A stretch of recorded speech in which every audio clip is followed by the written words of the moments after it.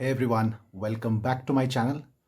So guys, the last time I did a comic review rather, on this channel was the Last Asuran Volume 1 from Holy Cow Entertainment. And as promised, I'm back today with the review of the second part of the Last Asuran, or the second volume of the Last Asuran, which is the Last Asuran Volume 2. It's called Quest for the Moonblade.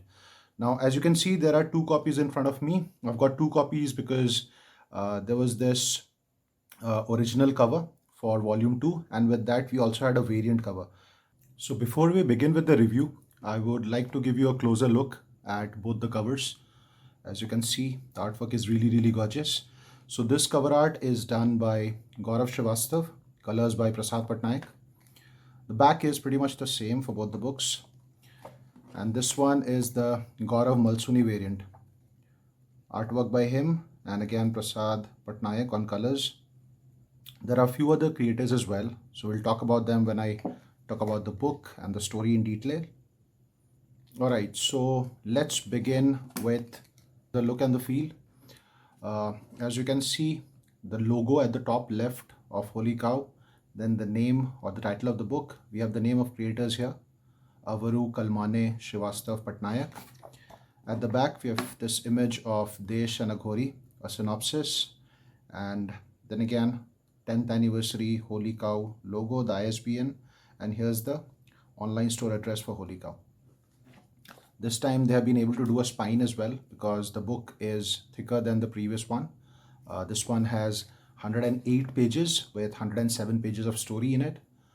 So let's open the book, look at the artwork, talk about the story, and a few other aspects. So again, as you can see here, it's mentioned the events of the story take place before Aghori origins, then the story so far, and then the names of creators. So the story is by Ashwil Kalmane, the script is by Shashank Avaru and Ashwil Kalmane. The line art is by Gaurav Srivastav. The colors are done by Prasad Patnaik with Naval Thanawala. Letters by Mandar Gangele. Design by Kishan Harchandani. Consulting editor Bijoy Ravindran. Cover art Vivek Goyal, Gaurav Srivastav, Prasad Patnaik, Abhishek Malsuni, and Salt Garissa. For Holy Cow Entertainment, the CEO Mr. Vivek Goyal and art director, and publisher Pramodini Goyal. Desh created by Vivek Goyal, Aghori created by Ram V and Vivek Goyal. And then you've got the disclaimer at the bottom. And from the very first page, we've got the story. So in short, the story is that Desh returns from his mission in Bhanpur, UP. He comes back to Mumbai only to discover that Uncle Monty has started to lose his foothold on the city because of a mysterious gang operating in the shadows. They are called the Thampans. Upon knowing this, Desh sets out to take them down and ensure that Monty's position in Mumbai's underworld remains as is. Now, I'm not going to give out more details about the story because if I do that, there might be spoilers, and for people who are thinking to read this, since the deluxe edition of the Hindi version is coming very soon, it might spoil the fun for them, and they might not be able to enjoy the story as much as I did. But there are few things about the story that I would like to talk here. So it's the first time that the city of Mumbai has been mentioned in the story. So it's the first time that we get to know that Monty, the character that we had met in the previous issue as well, operates out of the city of Mumbai. A very significant change in this book is that the origin of Desh has been altered. So, in the previous issue, we saw there was a sequence wherein Monty was talking to Trishan, and a couple of pages wherein he was trying to tell him how did he find Desh, and that was pretty much the origin of Desh. However, when you read this story, you would realize that the origin story that Monty is telling Desh is different from what he was telling Trishan in the previous volume. The book actually starts with the origin of Desh. I mean, he's telling Desh as to where did he find him, and how did his childhood go, and how did he grow up to become the person he is today. Also, the equation between Monty and Desh is pretty different. I mean, there's a huge difference in how these characters were portrayed in the previous volume compared to this one. I mean, in the previous volume, Monty, while telling the story of Desh's origin to Trishan, mentioned that when Desh was growing up, he had made it very clear to him that he was not his son or anything, but he would have to earn his keep. I mean, since Monty was kind of protecting him and kind of raising him, Desh would have to ensure that he does enough for Monty so that the motivation is there for Monty to raise him. However, when you read this book or you read this story, you realize that Monty has a soft corner for Desh. He considers himself, more like his son, and there's love and affection, and it's vice versa. I mean, even Desh has been shown to call Monty uncle several times throughout this book. Monty has been shown to, buy him gifts. Also, at one point in the story, when Monty feels or Monty presumes that Desh is dead, he goes all out to avenge Desh, and he also calls him son in front of a huge crowd. Also, I found the same problem that was there in the previous book as well. There are few sequences wherein Desh meets his mother in the netherworld, and few supernatural things happening. However, Desh's reaction to those things has been pretty normal. It's not every day that you meet your dead mom in the netherworld. However, the protagonist of our story has been shown to be very normal and very casual about all the supernatural things happening with him. So that's something I kind of found weird in this story. Talking about the artwork, it's really, really beautiful. Gaurav Srivastav's art with Prasad Patnaik's color. I mean, you can look for yourself. The artwork is really flawless, and the colors, heighten the impact of the artwork. Look at the coloring here. So it's a shootout scene during the night, and it's like a bus stand, several lorries standing, and two parties shooting at each other. Bullets being fired. I mean, it looks so real.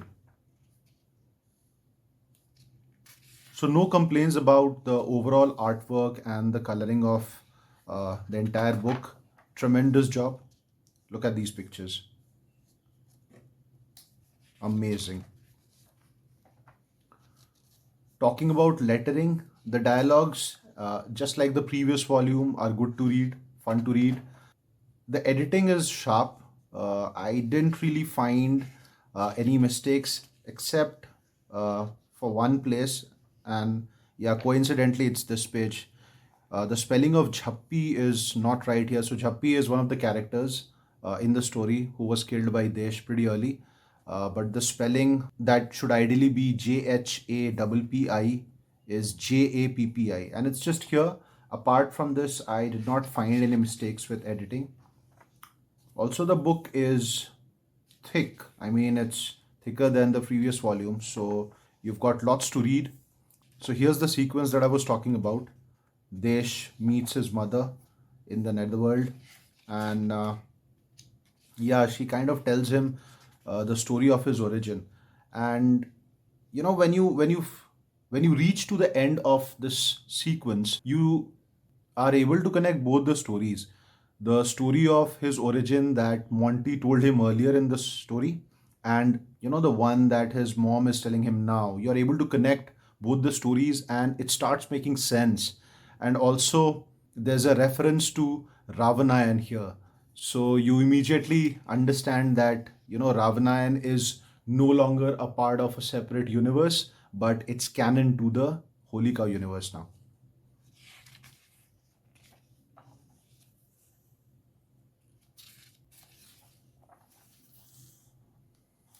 I like these kind of pictures that Gaurav Srivastav does. I mean, if you look at this picture, you'll see that this is more like a pan dukan. Uh, this character is standing right in front of it. And if you look at this store, this pan dukan or pan gumti, whatever you want to call it, you'll see that it's got sachets of gutka or tobacco, hanging from threads like you ideally have in small towns in pan dukans. And also some snacks kept in glass containers. These are normally cookies or biscuits that they serve with tea. This guy is preparing tea, and steam's coming out of the vessel. So I like the small town backdrops that are drawn by Gaurav Srivastav. It was there in the previous volume as well, and I like these effects as well. So if you look at this picture carefully, you'll see that Desh has jumped onto the ground from an elevated surface, and half of his body has been blurred, just to give you an impression that the body is in motion. So overall, if I talk about this book, it's much better than the previous volume. I mean, the storytelling seems more cohesive, and towards the end, the incident that kind of transforms Desh from a cold-blooded murderer, a gangster, to a normal human being is very touching, I would say. There are two epilogues towards the end which kind of set the story for future books, and that's pretty much it. So overall, the Last Asuran Volume 2 Quest for the Moonblade is better than the previous volume in terms of storytelling, in terms of artwork as well, because the initial few pages of the previous volume were not as good in terms of artwork. And also, the origin of Desh has been explored more, and I found the story to be better than the previous one. So that was my review of The Last Asuran Volume 2 Quest for the Moonblade. Let me know in the comments if you have read the book and how did you find the story and the artwork. I'll see you guys in the next video. Till then, take care of yourself and bye-bye.